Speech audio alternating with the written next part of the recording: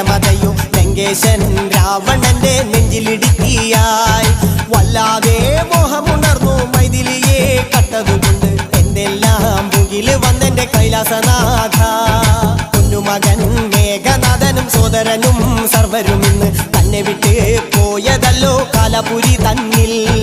പശ്ചാത്താപം നിറയണ് രാമന്റെ ശരമുനയാൽ മോക്ഷത്തിൻ പടി കടക്കാൻ മോഹമുദിച്ച